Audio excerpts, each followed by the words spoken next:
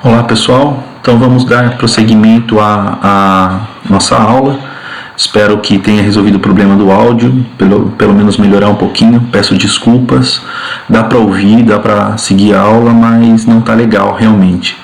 Então eu vou tentar regravar essa aula, vou tentar deixar um pouco melhor para vocês. Creio que não hoje, mas em breve. Tá joia, pessoal? Então, mais uma vez peço desculpas e vamos seguir com o nosso conteúdo. Bom, que é a segunda parte da aula sobre cubagem, né? Peguei um exemplo aqui que é um caminhão, mas isso serve para outros modais também. Olha só, pessoal. Então aqui a gente tem o baú de uma carreta, tá? Cada cor representa aproximadamente... tenta representar cargas diferentes. Ó, tem uma verde aqui, uma azul aqui na frente, uma amarela aqui. A qualidade não tá boa, mas dá para entender, tá? Uma carga verde misturada com alguma coisa azul, essas duas cargas rosa e essa vermelha aqui. Pessoal, uma pergunta para vocês. Por que vocês acham que a carga está distribuída dessa forma? Normalmente, gente, às vezes acontece, às vezes só especulação, o pessoal fala, mas duas coisas podem acontecer. Primeiro, essa carga aqui vai ser descarregada antes dessa daqui, mas normalmente não é isso que acontece. Normalmente, pessoal, isso aí trata com relação à distribuição do peso. Porque assim, ó, aqui no meio, para ter um equilíbrio, a gente vai colocar uma carga que seja mais pesada e aqui você pode colocar uma carga que seja mais instável e distribuir de forma que não fique muito pesado de um lado do outro na ponta atrás essa carga, para ter um bom equilíbrio tanto para melhor condução do veículo quanto para segurança e estabilidade.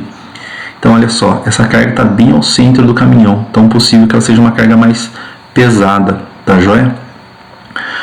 Se você colocar uma carga muito pesada, que o caminhão pode rabiar, não é seguro. Então, uma correta distribuição da carga e sempre levando em consideração o fator de cubagem, que a gente já vai falar já já. Quando a gente fala de cargas muito volumosas, com pouco peso, que às vezes é um caminhão de uma empresa, a gente não trata tanto isso, não pensa muito na cubagem, mas aqui ela é bem importante porque eu estou fazendo diversos cargas diferentes, tá? Então, vamos...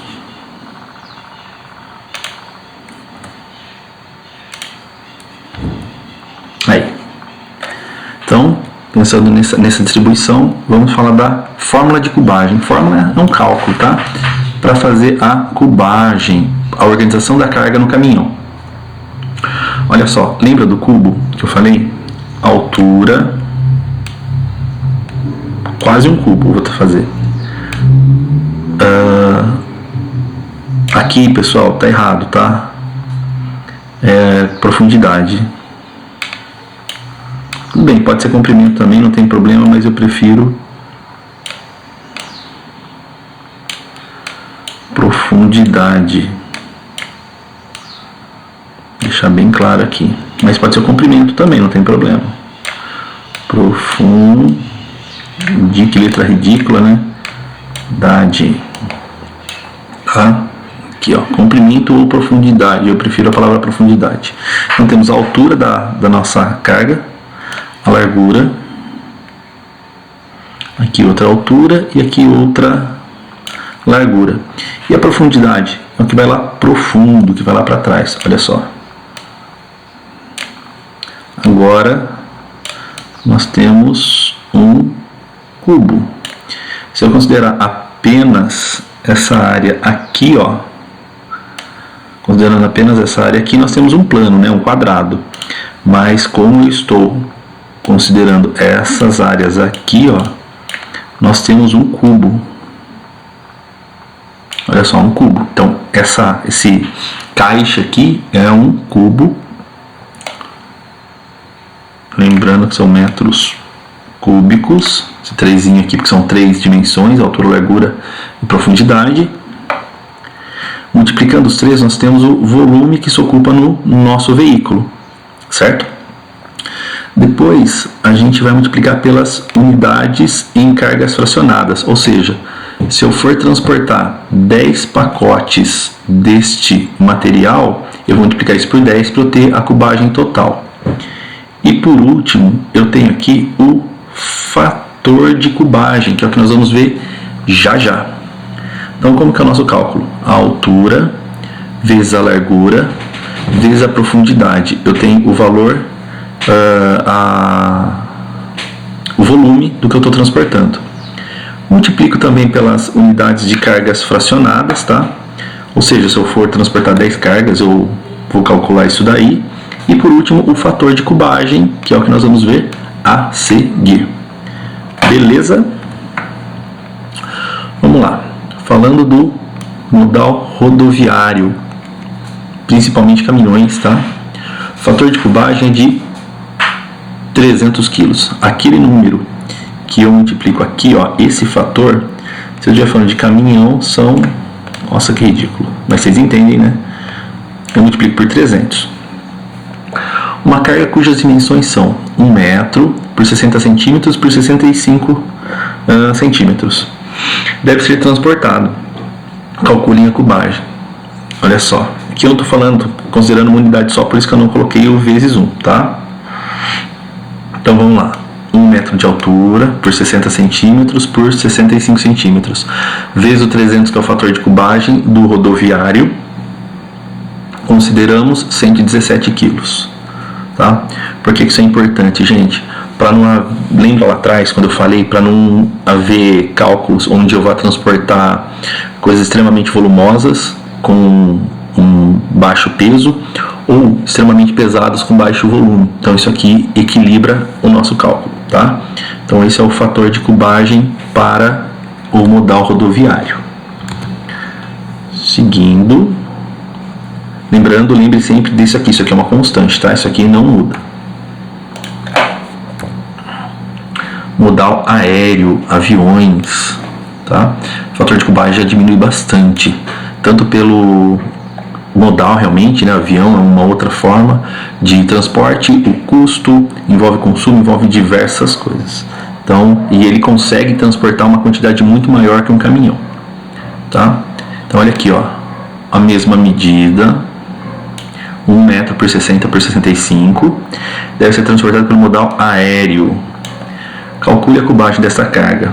Então, aqui modal aéreo, desculpa, esqueci de mudar. Temos cubagem igual, só que eu multiplico por 1667. Tem operadoras que consideram 200 quilos nesse lugar aí do fator, tá? Então consulte sempre a empresa aérea, mas gira em torno de 160 a 210 quilos mais ou menos. Aí vai influenciar um pouquinho no resultado final, mas vocês sabendo fazer o cálculo, vocês tendo a formulinha aqui, ó, recomendo que anotem: altura versus largura vezes profundidade vezes as unidades de cargas fracionadas, né, as unidades que você transportará, vezes o fator, e anotem o fator também, rodoviário 300 quilos e o aéreo, consultem a companhia aérea, mas de 160 a 210. Ok, pessoal? Anotem a fórmula, anotem os fatores. Altura, largura e profundidade são variáveis, você vai mudar de acordo com a sua carga. As unidades também. Fator sempre é constante, ele nunca muda. Reforço bastante para não haver problema. Olha só, fator de cubagem. Ele transporta uma quantidade de carga muito grande, ele pode ter uma capacidade muito grande. Então a gente muda bastante isso daqui. Esqueçam que é marítimo, hidro. Só uma coisa, pessoal, também hidroviário. Lembrem que isso aqui é para um transporte marítimo. Se for fluvial, se for rio, varia bastante de acordo com a profundidade do rio. Se for um rio de superfície, um rio que não tem muita profundidade, não consegue muita carga. Então, atentem-se na hora de enviar qualquer coisa, aí a empresa de vocês for enviar, consultar também a empresa que vai fazer o transporte para vocês. Pode variar bastante isso. Então, a mesma carga, olha só, mesmas dimensões, só que aqui a gente tem 1000. Então, olha só, muda o fator aqui no final, tá joia?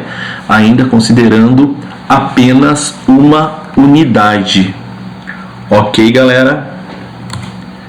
Então, vamos lá. Seguir aqui.